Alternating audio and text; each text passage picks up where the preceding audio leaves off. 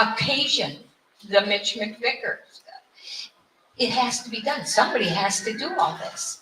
So it's the Altar Guild. And I sure do appreciate everybody's help because the Altar Guild works hard. They work hard and there's a lot to do. All the linens need to be cleaned. The candles need to be attended to. All this stuff needs to be ordered, which means somebody has to tell somebody else to do it. So if anybody would like to take on, help out with this very difficult but satisfying outreach, let us know, because it's a wonderful thing to do. But as I'm looking around this group, everybody here is already on it. Go out and find people. So thank you for the Altar Guild help. Linda, I would like to comment that I have not been here very much, but I was shanghaied to join the altar committee because I'm tall and I can reach the boxes from the tall shelves. Exactly, and thank you for that, Kate. Bob Zamso's another one. It's Altar Guild have historically been women, but there are men. Mark Brenner has stepped up and helped with the Altar Guild. And I appreciate the men that are working on this project also. And we do need tall people. And please tell your next priest in many, many years that the priest is always on the altar guild. So when the priest thinks that he is beyond that, that is wrong. And you, powerful men and women of the church, should remind that priest of that. And Christmas formation is in there. You said yes? Christmas formation is written in there. Okay. Update on the columbarium?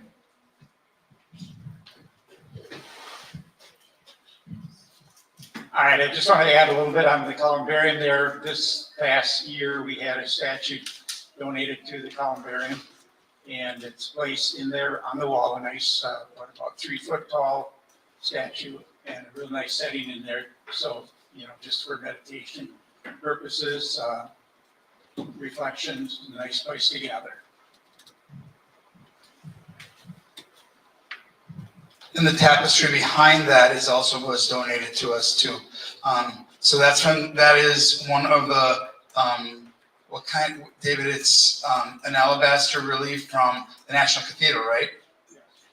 And then behind it, David Genero's good friend donated a priceless tapestry that the talented people put up for us. Okay, ECW. ECW. ECP. It should be called the ECP because ECW stands for Episcopal Church Women. But again, it should be Episcopal Church persons because there are men that help out in the ECW. We put on funeral dinners. We put on, the vestry should have an evangelism committee, which used to do Joanne was the head of that, you would know, all the outreach dinners and all that, but it ended up being a lot of the Episcopal Church people. So it's another one of those groups that everybody has now morphed together and help out. So when we ask you, would you help, please say yes. The end. Thank you. Fellowship Outreach Evangelism. Last year during the annual meeting, a lot of our committees were combined, and so we have fellowship outreach and evangelism. And there's pictures and reports there, but just kind of on the quick side, I think everything has been mentioned by our senior warden as to what we've done. The Advent and Lenten season, we gather for Wednesday evening soups and little study, and then we do Stations of the Cross, and Christmas and Easter are special. We have decorating and making our altar and church space very beautiful. Thanks to Linda Zamzo for all the work that she puts into that and getting the flowers and knows where to get them. And now we have Jake selling us poinsettias, which is awesome because we don't have to fight over where to get them.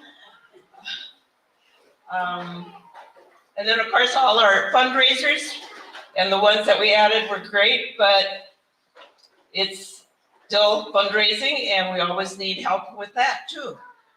It seems to be a never-ending job.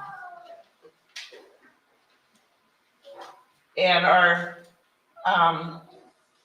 community presence has grown in that we have been at the night out, National Night Out.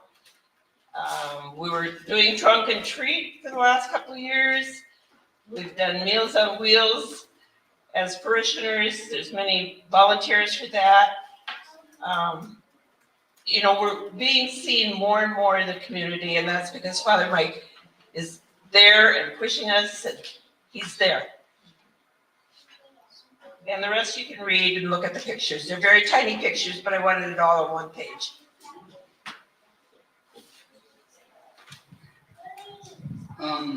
Tech committee, is there anything updated on that? Chris? We moved from a hosting site that was costing us, An arm and a leg. yeah, so we moved from a church-specific hosting site for our website that was costing us over $2,000 a year to a more flexible and much cheaper site. And our cost is down, I would say, around $300 a year. So we changed our website. We are changing the source of our email. We are trying to be more tech savvy, and that's about it. We're cutting corners, but getting the same level of service. We've highly improved our streaming abilities too with the new cameras and with some of the new technology that Jim has helped incorporate. And so we are very, very present online, AKA why the annual meeting should be in here, because we have people who are full members of this church and pledge and attend every week, but live outside of Beaver Dam and the drivable area. So as much as we can, we'll try to get it so we can broadcast from any part of this building. But right now, this is the most adaptable space we have for streaming. And so I ask your patience and understanding. Yes, I Kenny. think we need to give a little recognition to the man who's behind this, who did all this wiring and all the framework. We helped install it, but it's him that did it and does it every Sunday. For you, I say, thank you. Way to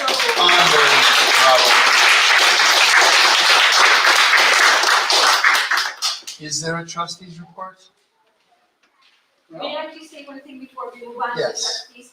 As far as these people that are online that do not actually sit in the pews, the flowers this week and last week were given to us by Jan Thompson, who lives in DeForest. And in honor of her husband's birthday, who is deceased, but every year she gives us money to give flowers. She probably comes 2 or 3 times when her son can bring her, or when she gets a ride. I bring her communion. She pledges every year. And whenever we have special stuff, she always gives to it. I mean, so that's what we're talking about. There are people who are very much part of us, but not necessarily coming on Sunday. Trustees?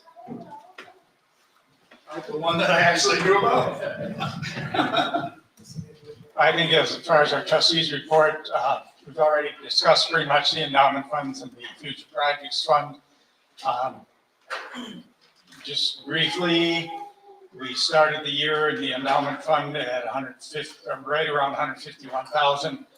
And as of end of September, we had 138,000. Big drop in there with the market, of course, but as of Friday, we're back up to 192,000. Future projects fund, the same thing. We started off at about 47,000, dropped down to about 43,000 in the September.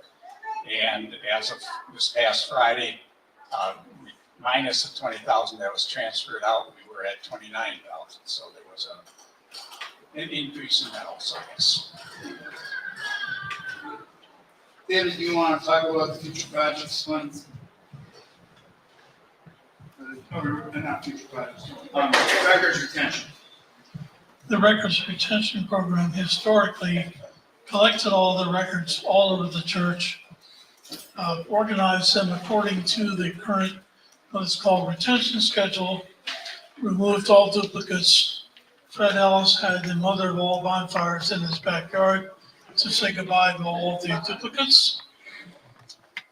And all the records, except for guild records and liturgy records, have been put into manila files and they're in banker's boxes up in the office.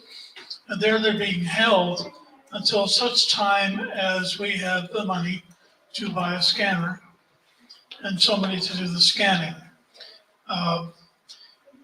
The only other serious gap is that, and Father has had this experience where he had a church burned down, that we have some what I call the, I can't remember the name, but the vital records of the church, births, that marriages, deaths, and so on, locked in the safe in the lion's den. Now, if this church burns down, I'm sure that safe is going to be okay, but at some point those should be scanned, and so we would have a backup. The other thing is we're now consolidating to a single diocese, and the bishop, in his great wisdom, is doing everything he can, plus occasionally looking into records. But I understand that the three previous dioceses are involved in some type of scanning effort. And so I know you want your thing back, but it's my time. So the goal is to synchronize with the bishop and somebody so we can get an idea of what's going forward, and then we can synchronize with it. So in the next year, we'll be having a meeting with Bishop and David and me, and probably Matthew Payne, to talk about what future looks like for the diocese. But they are in the deep end of the pool trying to figure out how to take three dioceses and make them one diocese. All right, UTO Vanda. I really don't have a report, and the reason being is I don't get any of the money. I have no idea how much money we've gotten in May and how much money we have gotten in November. So I really don't know how much we got. What should be at? 194 in November. 194? Is that all? Just Just November? It comes in all. But it also comes, this is only the second week of November. People send those UTO boxes in later. But because our meeting was today, Fred and I counted it Oh, last yeah, week, but it that's was, what we got for November. Oh, well, I hope they get them in soon. And in May, I think there was, you remember what it was? Another 200 in May. Now, that's not good. But that money, our money, goes with everybody else's, and it makes millions and millions of dollars used all over the world. And in Hartford, I tell the story last year, you might have heard it, but they put in for a UTO grant for the food pantry, and so the new stove and the new fridge in the food pantry in Sun Prairie is from UTO.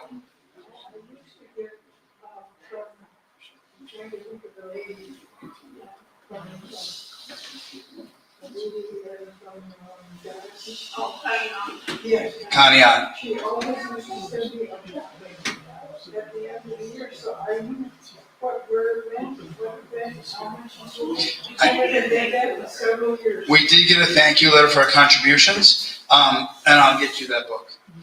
I know Connie. Did I never send it? All right, is there anything else for the good of the order? Liturgy and music. Liturgy and music. We have a wonderful group of people who meet on a seasonal basis, a quarterly basis, or whenever we need it.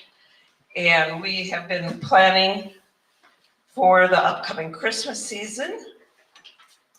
But I can't say enough for those dedicated people who come and sit for 2 hours and plan the music. And Nix, thank you so much for being with us because you're one of our newest ones, and we are awesomely blessed with 3 musicians. Remember when Father Oscar left, Barb retired, and we had no musicians. No priests, no musicians. So I think we are truly blessed here. And there's a little more information in your packet, but I really want to say thank you to those who work with us. It's a lot of work, and it's a tremendous help to me, because that's what we go on for with the musicians. And with so many musicians, it's good to keep us ahead of the curve. The one thing that is going to come with me being halftime is we had talked, and I had talked with you a lot about going to 2 services, and we will not be going to 2 services in January. We're staying with 1. It doesn't make sense to go to 2 services with a halftime priest. So we'll stay with 1, and we'll grow from there. Yes. Just one small thought. The paper records comprising about 3 boxes up in the office of guild records have been unorganized. They're just there. I think Jerry Foster was one who was maybe going to be involved, and maybe she is listening in.